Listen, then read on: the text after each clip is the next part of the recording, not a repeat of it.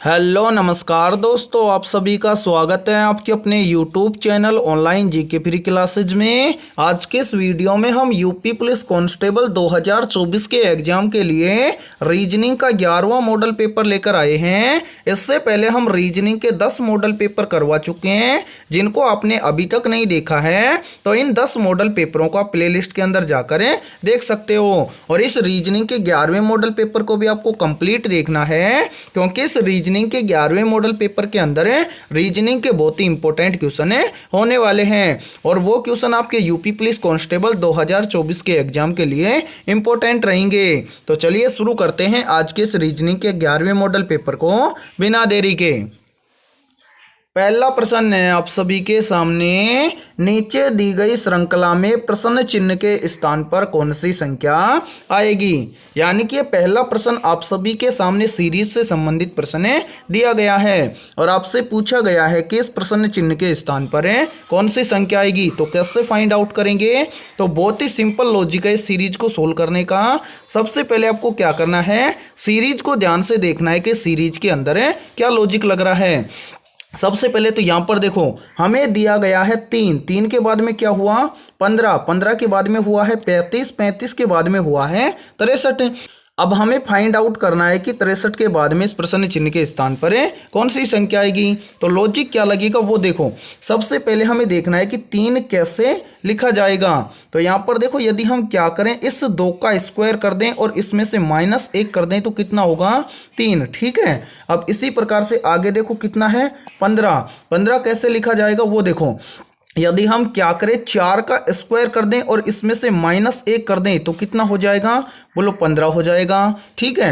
अब इसी प्रकार से आगे देखो कितना दिया गया है 35। तो हम आगे क्या करें, यहाँ पर देखो 6 का यदि हम स्क्वायर कर दें और इसमें से 1 को घटा दें तो कितना हो जाएगा 35। ठीक है। अब इसी प्रकार से आगे देखो दिया गया है 63। तो 63 कैसे आ सकता है, तो यहाँ पर देखो यदि हम क्या करें 8 का स्क्वायर कर दें और इसमें से 1 को घटा दें तो कितना आ जाएगा 63। ठीक है। अब इसी प्रकार से हम आगे बता सकते हैं कि इस प्रश्न चिन्ह के स्थान पर क्या आएगा।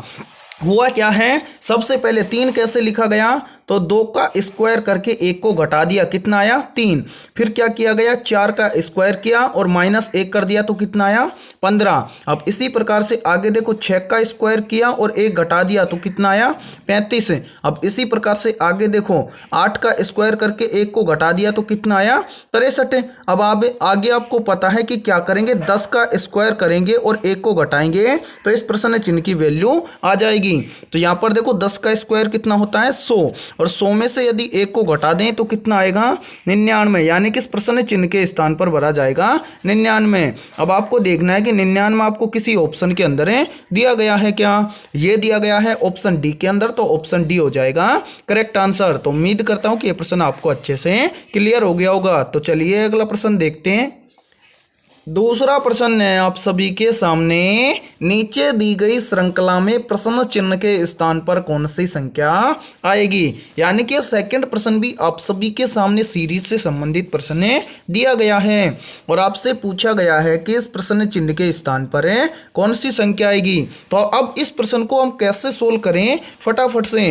तो सबसे पहले तो आपको क्या करना है, इस वीडियो को रोकना है और इस प्रश्न को अपने स्तर से सोल्व करके बताना है कि इस प्रश्न चिन्ह के स्थान पर कौन सी संख्या आएगी।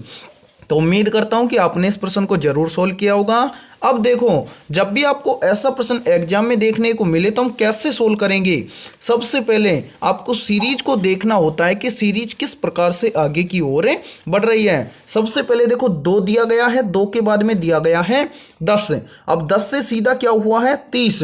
अब 30 से देखो धीरे धीरे संख्या बढ़ती जा रही है बहुत ज्यादा। ठीक है। 30 से क्या हुआ है 68। अब 68 के बाद में हमें बताना है कि इस प्रश्न चिन्ह के स्थान पर कौन सी संख्या आएगी। तो सबसे पहले तो हमें यहाँ पर देखना है कि ये 2 कैसे लिखा जाएगा, उसके बाद में देखना है कि 10 कैसे लिखा गया है और फिर देखो आगे 30 कैसे लिखा गया है और उसके बाद में ये 68 कैसे लिखा गया है। उसी प्रकार से हम इस प्रश्न चिन्ह की वैल्यू फाइंड आउट करेंगे। तो सबसे पहले यहाँ पर देखो, यदि हम क्या करें 1 का क्यूब करके इसमें +1 कर दें तो कितना हो जाएगा, बोलो सर 2 हो जाएगा। अब इसी प्रकार से देखो यहाँ पर कितना है बोलो सर 10 है, तो 10 कैसे ला सकते हैं हम? तो यहाँ पर देखो, यदि हम क्या करें, 2 का क्यूब करके इसके अंदर ऐड कर दें 2, तो कितना हो जाएगा? देखो 2 का क्यूब होता है 8, और 8 के अंदर +2 कर देंगे तो कितना हो जाएगा? 10। ठीक है, अब इसी प्रकार से देखो कि 30 कैसे लिखा जाएगा, तो क्या लॉजिक लगाएंगे वो देखो। इसी प्रकार से आगे बढ़ेंगे तो हम क्या करें, 3 का क्यूब करके इसके अंदर +3 कर दें तो कितना हो जाएगा? 30, क्योंकि 3 का क्यूब होता है 27, और 27 में 3 को ऐड करेंगे तो कितना हो जाएगा? 30। अब इसी प्रकार से देखो 68 लिखा गया है, तो 68 कैसे लाएंगे वो देखो। 3 के बाद में कितना आएगा? 4, तो 4 का हम क्यूब कर दें और इसके अंदर ऐड कर दें 4, तो कितना होगा? देखो 4 का क्यूब होता है 64, और 64 में +4 करेंगे तो कितना हो जाएगा? 68। ठीक है, अब इसी प्रकार से हम इस प्रश्न चिन्ह की वैल्यू निकालेंगे। यानी कि हुआ क्या है इस प्रश्न के अंदर है, पहले संख्या निकालने के लिए यानी कि 2 निकालने के लिए क्या किया, 1 का क्यूब किया और उसके अंदर 1 को ऐड कर दिया। उसी प्रकार से देखो सेकंड संख्या क्या है? 10। 10 कैसे लाया? 2 का क्यूब किया और क्या कर दिया? 2 को ऐड कर दिया। उसी प्रकार से देखो आगे 30 लाने के लिए क्या किया? 3 का क्यूब कर दिया और क्यूब के अंदर यानी कि जो संख्या है उसमें कितना ऐड किया? 3। ठीक है, अब इसी प्रकार से 68 लाने के लिए क्या किया? 4 का क्यूब किया और ऐड कर दिया कितना? 4। तो अब हम इस प्रश्न चिन्ह की वैल्यू निकालने के लिए आगे क्या करेंगे, हम करेंगे देखो यहाँ पर 5 का करेंगे क्यूब और इसके अंदर ऐड कर देंगे कितना? 5। तो आपको पता है 5 का क्यूब होता है 125, और 125 के अंदर यदि हम +5 कर देंगे तो कितना हो जाएगा? हो जाएगा 130, यानी कि इस प्रश्न चिन्ह के स्थान पर भरा जाएगा 130। अब आपको देखना है कि 130 आपको किसी ऑप्शन के अंदर दिया गया है क्या?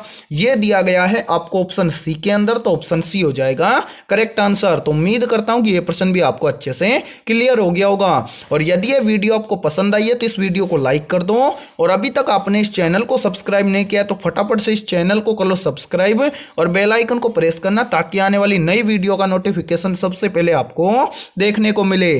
तो चलिए अगला प्रश्न देखते हैं। तीसरा प्रश्न है आप सभी के सामने, नीचे दी गई आकृति में कुल कितने त्रिभुज हैं? यानी कि आपसे पूछा गया है कि इस आकृति के अंदर टोटल त्रिभुज कितने हैं, तो कैसे फाइंड आउट करेंगे? तो जब भी आपको ऐसा प्रश्न एग्जाम के अंदर देखने को मिले तो बहुत ही आसान तरीके से हम कैसे सोल्व करेंगे।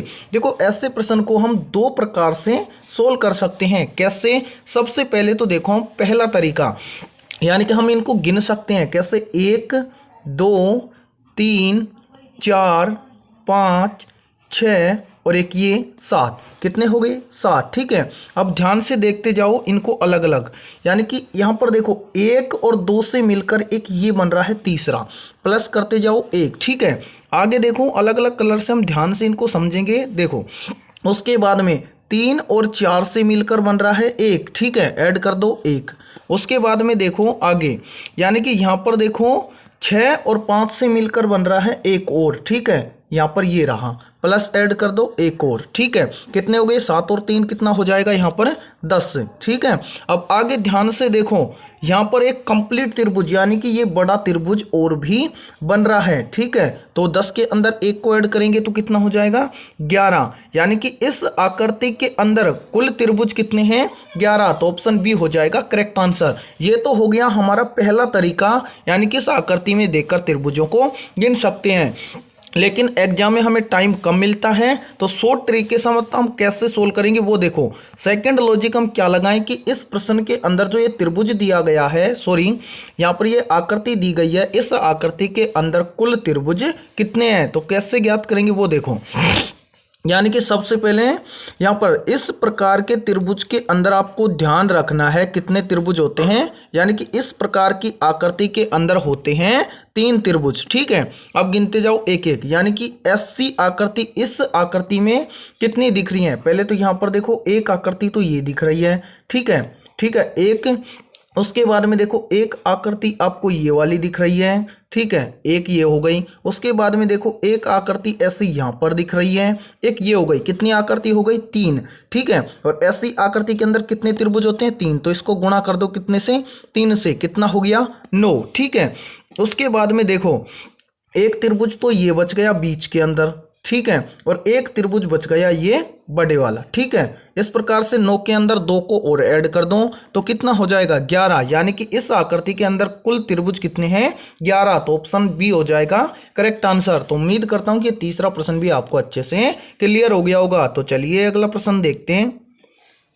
चौथा प्रश्न है आप सभी के सामने, नीचे दी गई आकृति में कुल कितने त्रिभुज हैं। यानी कि आपको बताना है कि इस आकृति के अंदर टोटल त्रिभुज कितने हैं। तो कैसे काउंट करेंगे, बहुत ही सिंपल लॉजिक है। करना क्या है, देखो सबसे पहले तो यहाँ पर देखो जो ये वाली आकृति आपको दी गई है, ध्यान से देखो इस आकृति को, ये वाली जो आकृति दी गई है इस आकृति के अंदर देखना है कि सबसे पहले इसके अंदर कितने त्रिभुज हैं। कैसे, सबसे पहले तो हम काउंट करेंगे, जैसे 1 2 3 4 5 6 7 8। ठीक है, कितने त्रिभुज हैं 8। तो यहाँ पर लिखेंगे 8 और इसका गुना कर देंगे 2 से। ठीक है, तो कितना हो जाएगा 16, यानी कि इस बीच वाली आकृति के अंदर कितने त्रिभुज हैं 16 त्रिभुज हैं। ठीक है, अब इसके बाद में देखो त्रिभुज। ठीक है, आगे यानी कि यहाँ पर देखो एक त्रिभुज यहाँ पर ये बन रहा है।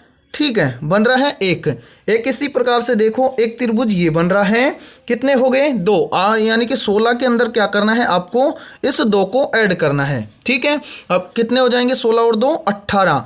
और इसी प्रकार से ध्यान से देखो आगे, यानी कि यहाँ पर देखो एक त्रिभुज ये बन रहा है कंप्लीट बड़े वाला।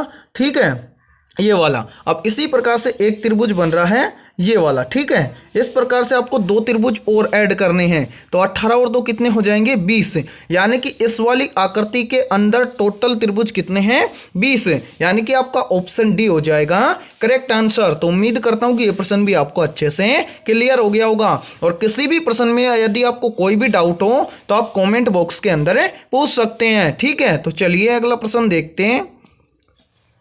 पांचवा प्रश्न है आप सभी के सामने, नीचे दिए गए प्रश्न में प्रश्न चिन्ह के स्थान पर आने वाली संख्या को ज्ञात करें। यानी कि आपको बताना है कि इस प्रश्न चिन्ह के स्थान पर कौन सी संख्या आएगी। तो कैसे फाइंड आउट करेंगे, तो सबसे पहले आपको करना क्या है, ऐसे प्रश्न को सोल्व करने के लिए सबसे पहले यहाँ पर देखो, यानी कि यहाँ पर जो ये पहली आकृति दी गई है इसके अंदर यहाँ पर 15 कैसे आ सकता है। इसी प्रकार से देखो इस सेकंड वाली आकृति में कि यहाँ पर देखो 31 कैसे आया है।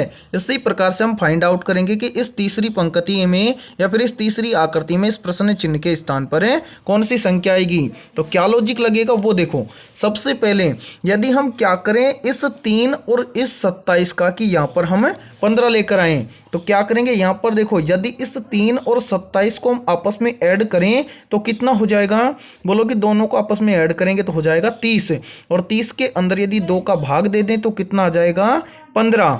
यही सेम लॉजिक लगाएंगे सेकंड वाली आकृति के अंदर क्या करेंगे इस 6 को और इस 56 को आपस में ऐड करेंगे। तो यहाँ पर देखो 6 और 56 को आपस में ऐड करेंगे तो कितना हो जाएगा 62, और इस 62 के अंदर यदि 2 का भाग देंगे तो कितना आएगा 31, जो कि यहाँ पर दिया गया है। यही सेम लॉजिक लगाएंगे इस तीसरी आकृति के अंदर तो क्या करेंगे इस 9 और इस 81 को आपस में ऐड करेंगे। तो यहाँ पर देखो 9 + 81, ठीक है, कितना हो जाएगा 90, और इस 90 के अंदर हम क्या करेंगे 2 का भाग देंगे तो कितना आ जाएगा 45, यानी कि इस प्रश्न चिन्ह के स्थान पर भरा जाएगा 45। तो आप सभी का करेक्ट आंसर हो जाएगा ऑप्शन ए। तो उम्मीद करता हूँ ये प्रश्न भी आपको अच्छे से क्लियर हो गया होगा। तो आज के इस वीडियो में इतना ही। वीडियो पसंद आई है तो इस वीडियो को लाइक कर दो, और चैनल पर यदि आप पहली बार जुड़े हो तो चैनल को कर लो सब्सक्राइब और बेल आइकन को प्रेस करना, ताकि आने वाली नई वीडियो का नोटिफिकेशन भी सबसे पहले आपको देखने को मिले। और आपके जितने भी दोस्त यूपी पुलिस एग्जाम 2024 की तैयारी करते हैं तो उनके पास भी इस वीडियो को ज़्यादा से ज़्यादा शेयर करें। तो फिर मिलते हैं ऐसे ही इंपॉर्टेंट क्वेश्चनों के साथ सुबह 7:30 बजे।